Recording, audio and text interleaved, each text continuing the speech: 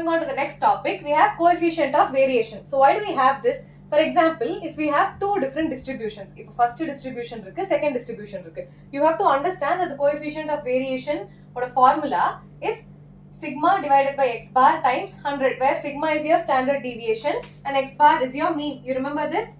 So this is your standard deviation, which is the square root of the variance. You remember sigma square is the variance, so this is the square root of that, and x bar is your mean and it cannot be 0. Okay, so this is the formula. So for example, you have two different distributions. If we had big numbers and a lot of rows and columns, big tabular columns and all that. So when you have two different distributions like that, question number 8 and question number 9. So you have two different distributions. So you have the coefficient of variation 1 and coefficient of variation 2, obviously. So you'll have two different standard deviation and two different means into 100 into 100. Okay. So if, for example, the mean one in the first distribution is equal to the second distribution, how do you compare the two values? You need not find out everything. Okay. You need not find the mean at all. So your coefficient of variation will be sigma 1 divided by x bar. Sorry, we are talking about the mean. Okay. So we have x bar everywhere.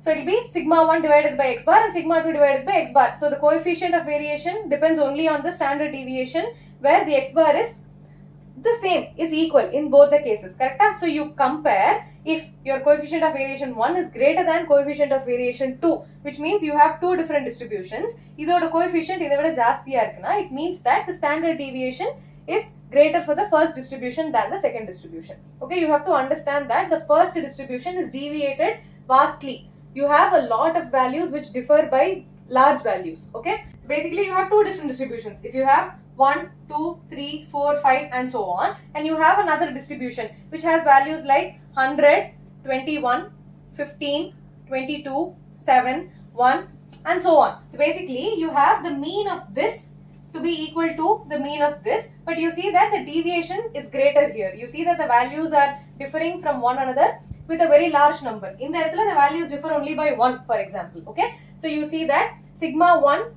so let me call this sigma 1 and let me call this sigma 2. So sigma 1 is greater and sigma 2 is smaller. So basically we have greater deviation in the first distribution than the second distribution. So it is enough if you calculate the standard deviations if the means are equal, or it is enough if you calculate the means if the standard deviations are equal to compare two different distributions. Okay, so that is where we use coefficient of variation. Let us solve some questions and you will understand it more clearly. This is the easiest part of statistics, so பயப்படவே வேண்டாம், ஜாலியா formula போட்டு போய்ட்டா ஜாலியா இருக்கும். Okay,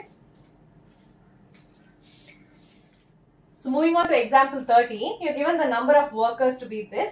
Their average wages is the same, average and mean. So you see that the mean values are same and the variance is given to be 81 and 100 for A and B. You have to see which one has greater variability. If A has greater variability or if B has the greater variability. Correct? So idhukku I am going to take it as CV1, coefficient of variation 1, and this is coefficient of variation 2. So it will be sigma 1 divided by x bar and sigma 2 divided by x bar. Correct? So x bar and x bar are equal. You see that the average values are equal. So only the standard deviation is the one which we are going to compare it with. So if sigma 1 is greater than sigma 2, we'll have CV1 greater than CV2, which means A has greater variability. Or if sigma 1 is less than sigma 2, then we'll have CV1 is less than CV2. Okay, so this is what we are going to compare. So what is my sigma 1? Sigma 1 is square root of 81, which is 9, and sigma 2 is square root of 100, which is 10. So what do you see? Sigma 1 is less than sigma 2, which means CV1 is less than CV2. So basically distribution B has greater variability. Okay,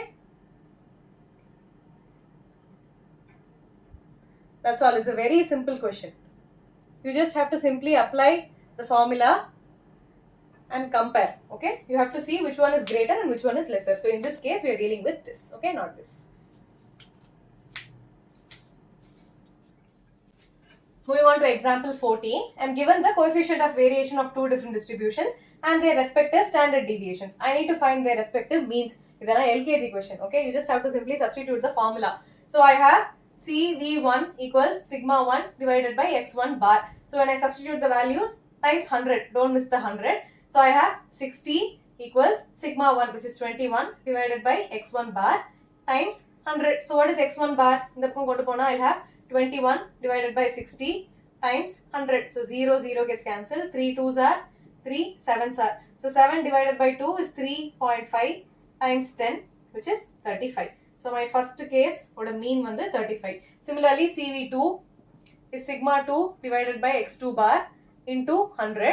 CV2 is 70 equals sigma 2 16 divided by x2 bar into 100. x2 bar is 16 divided by 70 into 100. So in the 0, 0 cancel I know. What is 16 divided by 7? 7 2s are 14, 2, 0, 7 2s are 14, 6 is 7, 8s are 56. So 2.28. So it will be 2.28 times 10, which is 22.8. This is my second case would mean. Okay. It is very easy. The mari mock question lala tappu pannidadinga exam.